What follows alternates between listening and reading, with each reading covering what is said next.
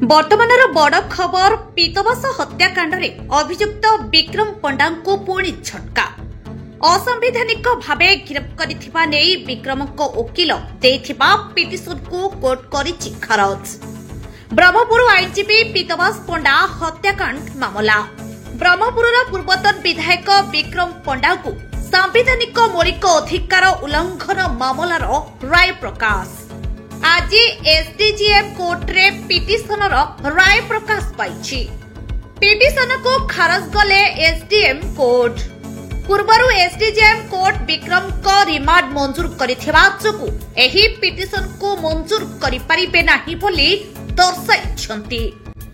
गत 21 तारिख राति रे विक्रम को होइथिबा गिरफ घटना संवैधानिक मौलिक अधिकार को उल्लंघन करिथिबा नेई अभियोग आनिथिले विक्रमक वकील।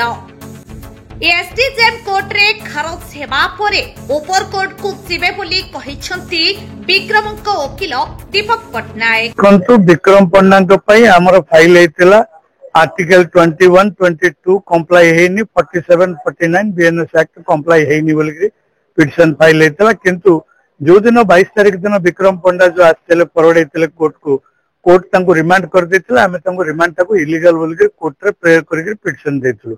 आज से पिटिशन को कोर्ट खारज कर देछंदी। कोर्ट नर मेन मोटा हला जेतु से गोटा ऑर्डर करि सारिछंदी निज कोर्ट निज ऑर्डर को से बुलाई परिबे नै किबा से जगह रे से तांको रिलीज करि परिबे नै। जेतु से गोटा ऑर्डर ही सारिछि सेम कोर्ट रो सेम ऑर्डर को ऊपर कोर्ट रे चैलेंज करिवे तल कोर्ट ताको दे परिबे नै से ग्राउंड रे से ताको रिजेक्ट करछन। निश्चित भाव रे कारण आमे जेतेबेले कॉन्स्टिट्यूशनल राइट को नेगिरी अरेस्ट मेमो को नेगिरी चैलेंज करछु निश्चित भाव रे उपरिस्थ कोर्ट को जीवो एवं सेइतरे उपरिस्थ कोर्ट रे जा व्यू आसीबो।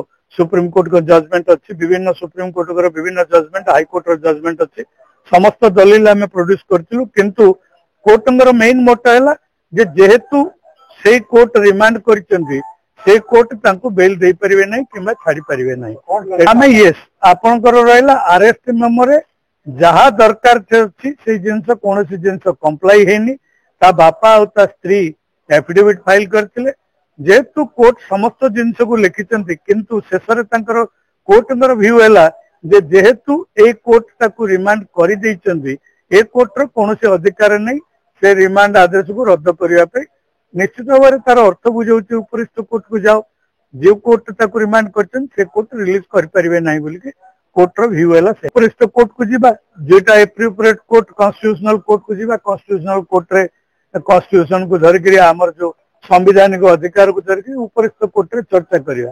जेतु ए तळ कोर्ट से रिमांड करछन मु देई परिबे नाही जेतु मो ऑर्डर टाको मु रिव्यू कर परिबे नाही सेटा होछि तळ कोर्ट रो मोटो मुख्य थिला जे सुप्रीम कोर्ट हमर निर्देश अछि गला 6/11/2025 तारिख दिन खुद मुख्य न्यायाधीश सुप्रीम कोर्ट से गोटा निर्देश देथिले जे जो जगह रे अरेस्ट मेमो वायलेट हेछि से जगह रे जदि कोनोसी मुद्दा को ताको माने तारो वकील संगे देखा करिया सुजोग दिया जायनी ताको पचरा जायनी का को नोटिस दिया जीवो से जगह रे गोटे तृतीय लोक को देइचंती जो लोक को से ना से तांको घर लोक ना तांको चिना जणा लोक किछि नो 21-22 2 दिन धर के गोटे लोक चंद्रशेखर गौड़ किए अच्छी ताकू ही पुलिस सांगरे नेगिरी बुलगिरी काकू धरला बंतपल्ली रे काकू धरला नयगढ़ रे समस्त जगह से 2 दिन काल 21-22 2 दिन जो गिरफ्त कराई विभिन्न जगह विभिन्न लोकों को समस्त जगह चंद्रशेखर गौड़र नाम लिखाई जहाँ घर की बड़ बजार अंचल तेणु से जगह से कंप्लीट वायलेट कर जो कलम 7 कहूँ घर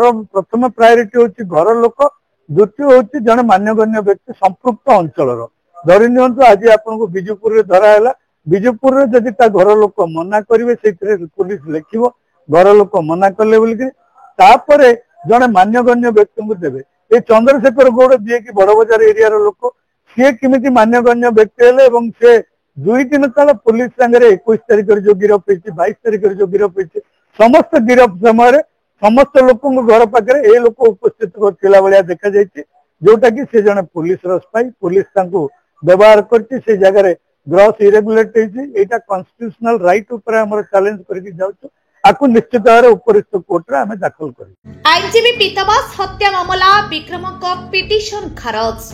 ବ୍ରହ୍ମପୁରର ପୂର୍ବତନ ବିଧାୟକ ବିକ୍ରମ ପଣ୍ଡାଙ୍କୁ ସାମ୍ବିଧାନିକ ମୌଳିକ ଅଧିକାର ଉଲ୍ଲଂଘନକୁ ନେଇ ଗତ କିଛି ଦିନ ପୂର୍ବେ ବିକ୍ରମଙ୍କ ଓକିଲ ପିଟିସନ ଦାଖଲ କରିଥିଲେ।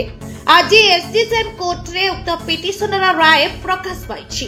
ପିଟିସନକୁ ଖାରଜ କଲେ ଏସଡିଜେଏମ୍ କୋର୍ଟ। जो आईनजीवी पीतवास पंडा हत्याकांड मामलें जो अभियुक्त अच्छा विक्रम पंडा तांकर गिरफ्तारी भूल होता दर्शाई जे आईनजीवी अच्छा से ए मामलार छाड़ करने 4 गोटी पिटिशन दाखल करथिले एवं से सबू पिटिशन रे सरकार तरफ गिरफ्तारी ठीक थिबा कही एवं तांकर संपृक्ति एथरे रही सब जिनस को दर्शाई आमर केस रे सब जवाब दि जाइथिला कोर्ट पाखरे एवं मान्यवर एसडीजेएम एही उभय पक्षर जुक्ति सुनिला परे ए 4टी जाक मामला को जो पिटिशन फाइल करथिले 4टी जाक पिटिशन को खारज कर दैछंती एवं ए तांकर संपृक्ति ठीक थिबा एथरे सरकार तरफ जो दर्शा जाइथिला ता ग्रहण करछंती कोर्ट। ब्रह्मपुरରୁ ଗୋପାଳକୃଷ୍ଣ ରେଡ୍ଡୀଙ୍କ ରିପୋର୍ଟ, ଗଞ୍ଜାମ ସମାଚାର।